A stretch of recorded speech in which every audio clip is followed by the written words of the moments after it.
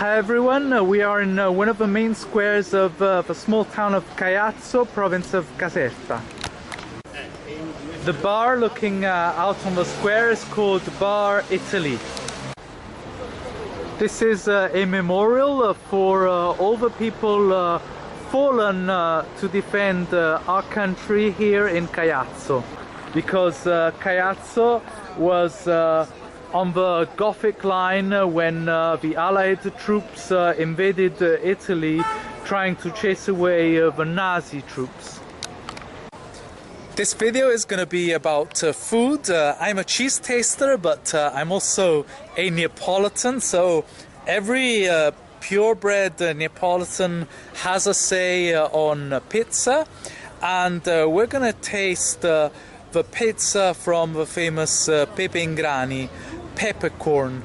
Pepe and Grani has been one of the best pizzerias of Italy for years now, and it is probably currently regarded as the best pizzeria in the world. My friend Alex, the runner, succeeded in booking a table. When we phoned the pizzeria, they said that they didn't have any tables available till December, but we were lucky, somebody dropped their booking, so we replaced them. This is the historic center, so it kind of shows you that the city must have been built in the Middle Ages. Here we have a poster saying we want the truth for Giulio Regeni, who was an Italian researcher killed and tortured in Egypt, possibly by the Egyptian Secret Service, and no one knows why. Se non scalda, mi piace. So this is the way to Pepe.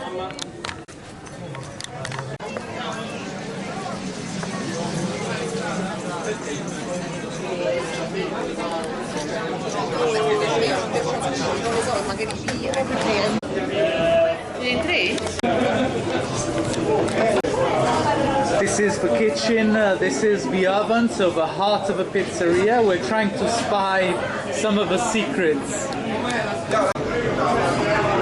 They have a separate oven on the left, a very small oven. The oven is electric, and they use it to bake pizzas for people who are intolerant to gluten.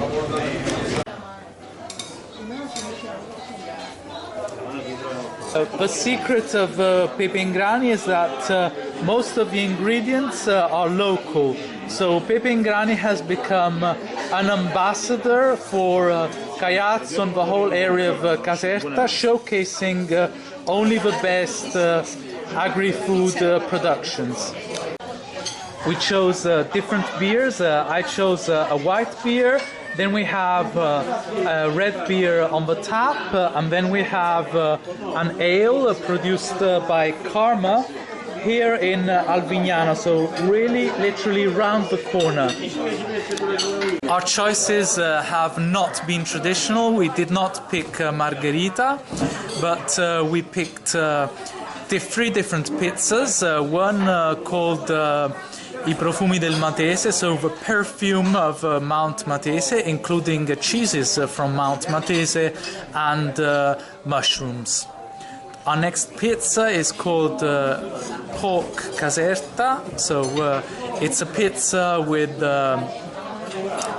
pork meat produced from maialino nero casertano, a local variety of pig, the pot-bellied black pig of Caserta.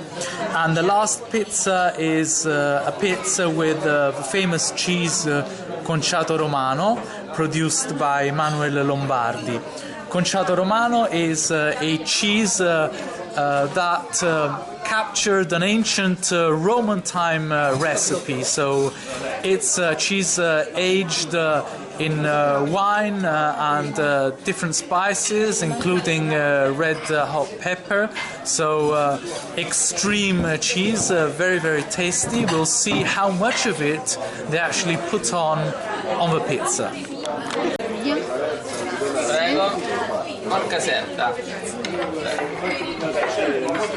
All'uscita dal forno abbiamo una confettura di fighi bianchi del Cilento, basilico fresco e formaggio concelato romano che lo producono a Villa Santa Croce, sono le nostre montagne. Fast verdict on our pizzas. So the pizzas are rather small and the crust, cornicione, is quite thick. This is part of the most authentic Neapolitan tradition because you're supposed to eat your pizza hot right down to the last slice, so that's okay. But we have the room for more than one pizza because we are well-trained pizza eaters. And my pizza, the one with the figs and the concerto cheese, was a little bit unbalanced, a little bit too many figs or too much fig jam on it, so the overall taste was sweet. It felt like a dessert. However, Alex disagrees with me. He thinks it was perfect. The next pizza, profumi del Matese, so the flavors and the smell of the Matese mountains, featured porcini mushrooms, and we were told that the taste is not as intense as the fresh porcini mushrooms that Dad brings back home.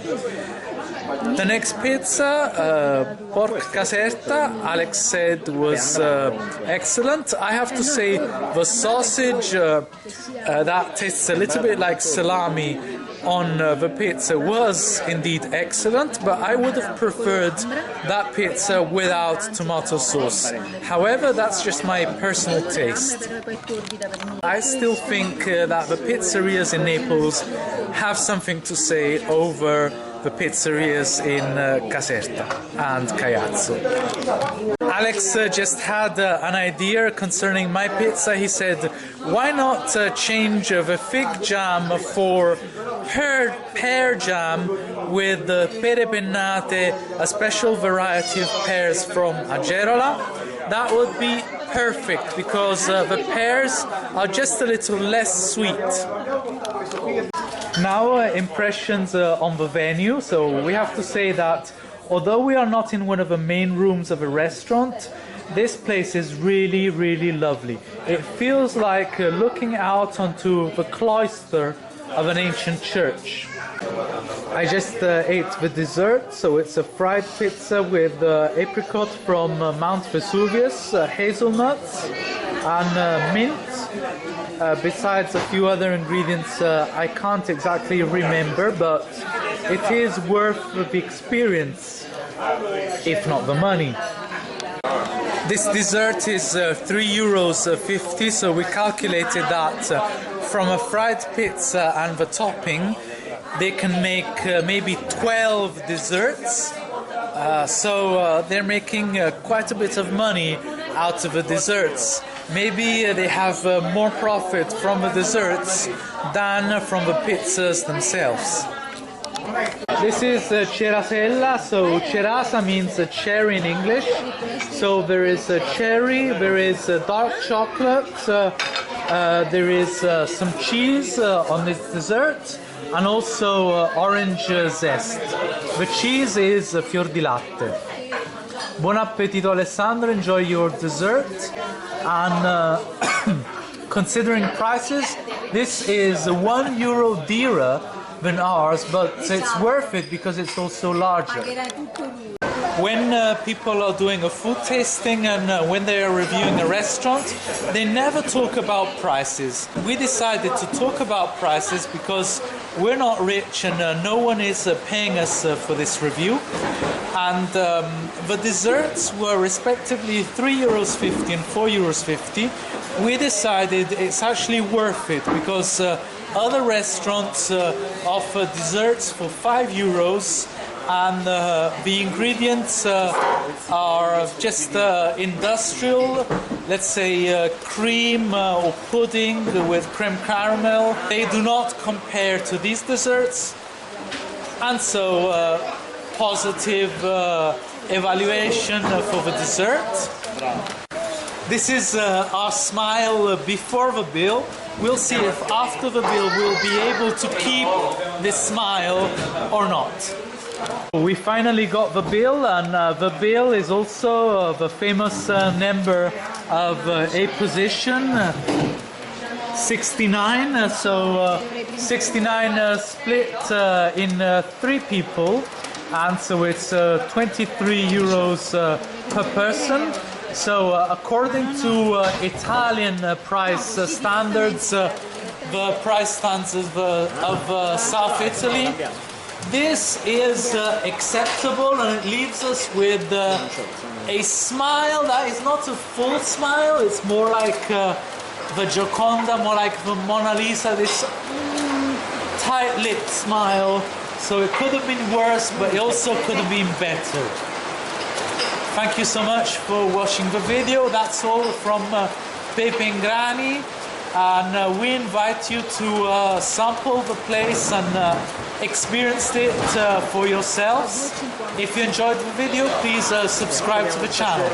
One final consideration is that working well for a few days or a few months, or baking one pizza well, is easy, but doing it for many years consecutively, and having a whole community and a whole local territory profit from this is an entire different matter, and requires a much more skill over the years and consistency. So bravo Franco Pepe.